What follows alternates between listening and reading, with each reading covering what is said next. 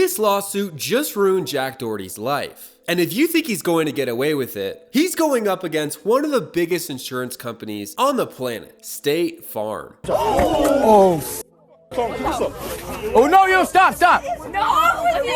Are you? Hey, if y'all want to come down here. Now, Jack isn't everyone's favorite YouTuber, and he's been to court a few other times, but this situation's a little bit different. In October 2023, Jack was throwing a Halloween party, but not just any party, a Vlog Squad Halloween party. And you know how those go, right? People clip farming, absolute chaos, and tons of people that have had way too much to drink. But Jack, he's busy stirring the pot as usual. He's mouthing off, making sly comments about Corinna, and it's rubbing some people the wrong way. But Jack doesn't care. He's live streaming, getting views, and all he sees is dollar signs. Which, according to Jack, is probably the best thing he could be doing for his content. Stirring up commotion to see what kind of clips he can get from it. If anyone's a master doing this, it's Jack. Now this is where things start to get interesting. Two guys had a problem with some of the comments Jack was mentioning. And as tension starts to build, Jack's security guard comes over. Now on the surface, this seems like a routine altercation. Nothing too crazy, right? But this is about 60 seconds before absolute chaos breaks loose. What starts to happen is Jack gets pulled off to the side, leaving his security guard unattended with one of the guys. The volume of their altercation starts to escalate, and eventually it reaches a breaking point. Jack's security guard absolutely connects with this guy's face. It was one heck of a sucker punch. Not a shove, not a jab, but an absolute haymaker. But the problem was, this was all on camera. The victim wasn't even shoving, wasn't really acting that aggressively, and people were there trying to de-escalate the situation. This is far from the Twitch hot tub streams we find across the platform. This is in your face, aggressive, streaming content for kids. I want you to imagine being at that party, trying to talk sense into a guy who's running his mouth, and suddenly your boy's on the floor. I mean, what's going through your mind? Your first thought is this is probably definitely going in the video, but eventually it leads you to believe, how far are these streams gonna go? Jack seems to be testing the limits of how badly he can behave without facing the consequences. Now again, this is how Jack earns his living. We could make an hour-long video about how everything Jack does is morally wrong, and there's tons of videos on YouTube that talk about that. Instead, what I want us to do today is to focus on how this is helping his strategy. Now, obviously, from a legal perspective, I'm not sure if Jack's gonna get off scot-free. He's currently being sued for assault, battery, negligence, and emotional distress. And not just by the victim, but also by his insurance company. Yep, you heard that right. At this point, State Farm took a step back and said, you know what, Jack, you're on your own for this one. They've actually filed a lawsuit against Jack claiming they're not responsible for covering the cost of his illegal mess. And honestly, can you blame them? Now, I wonder if Jack was thinking, is there a way he could have milked this scene a little bit more in order to perhaps drive a little bit more revenue before incurring all the costs? Now, of course, it goes without saying what Jack Doherty is doing is wrong. There's thousands of videos on YouTube that talk about that. But for the sake of our entertainment, let's be a little bit more open-minded. What can Jack do in this situation? Was the cost of that punch worth it? Considering he can monetize it on TikTok, YouTube, and Twitch, I don't know if this one moment would necessarily offset the cost of being sued not only by the victims, but also State Farm. Now, I'm sure Jack will try and monetize this on the back end, probably with a couple long form videos about how he got sued by State Farm. And judging by those videos, let's look a little bit closer at the numbers and find out how much he can make on the back end of this. Now, this video would probably perform similar to one of his lawsuit videos in the future. It seems after a month, Jack has made about $687 in ad revenue. Now, that's obviously not including any sponsors that he has in the video, but I think it would be difficult for him to find a sponsor for a video where he got sued by State Farm.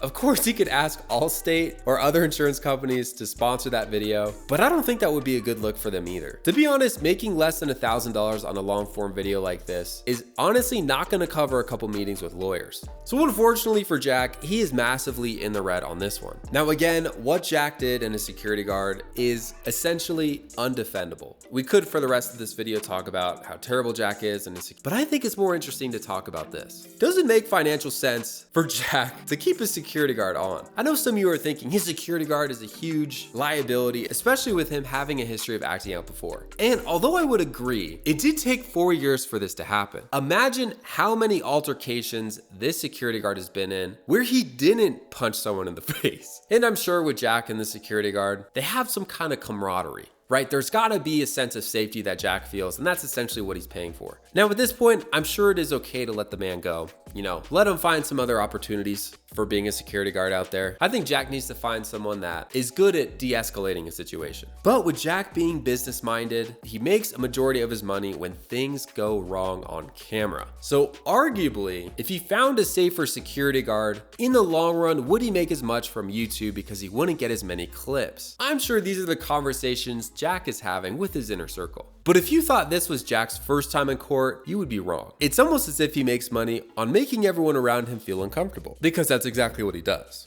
There was one instance he started harassing a retail worker who was just trying to do their job. Jack got up in their face, and I'm sure you can figure out the rest of the story. Now, as we know, this is Jack's occupation. Now, in the modern world, the diversification of labor has reached its peak in this case. If you told someone 200 years ago, you could be a very wealthy person by harassing people in public, they probably think you were crazy. Can you imagine 100 years from now, what kind of jobs are gonna be out there? That's interesting. But of course we remember the infamous mall incident, where Jack was out there striking poses, deliberately trying to antagonize people. A typical Tuesday for him. One guy had finally had enough, stepped up, and was ready to put Jack in his place. But guess what? Jack's security guard stepped in and blocked the way.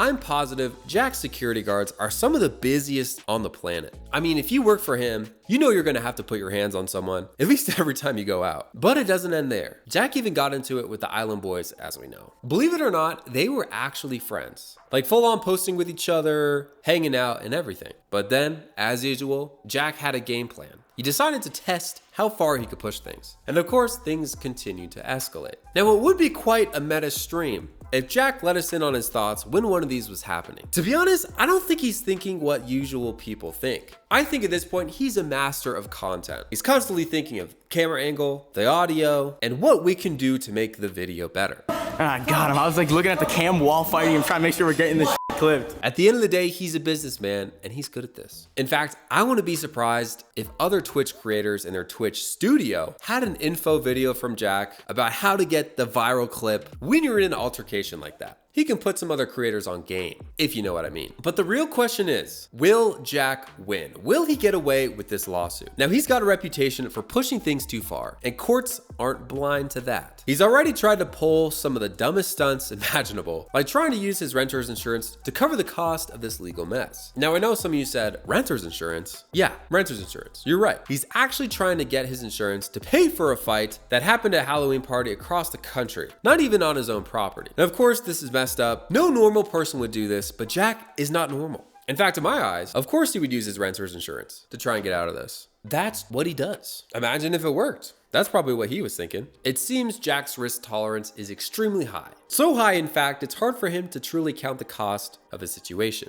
Now, Jack is what I consider the founding father of reality LARPing for kids. It's about stirring up drama, IRL, in order to make kids across the country laugh and be entertained. But unfortunately, with Jack's choice of business, you're going to eventually incur some kind of cost. And when situations are so widely broadcast, playing this clip in the court of law, I think it's going to be obvious which way the case is going to turn out. With him using his renter's insurance, honestly, it kind of seems like a Hail Mary and would probably be one of the last things he tried to do before kind of throwing in the towel. I'm sure Jack would be willing to mediate the case, because at this point, if it goes to court, he's guilty and he's at the hands of the judge, I could potentially see Jack getting jail time. So honestly, I think Jack will mediate, have to take the L financially in order to keep him out of jail. Do you think this is the last time Jack will put himself in this situation? For me, I don't think so, but I think he's going to change a couple things. I think he's going to get a new security guard, and he'll try to be perhaps a little bit more wise about who he associates himself with. Of course, Jack is going to push the line,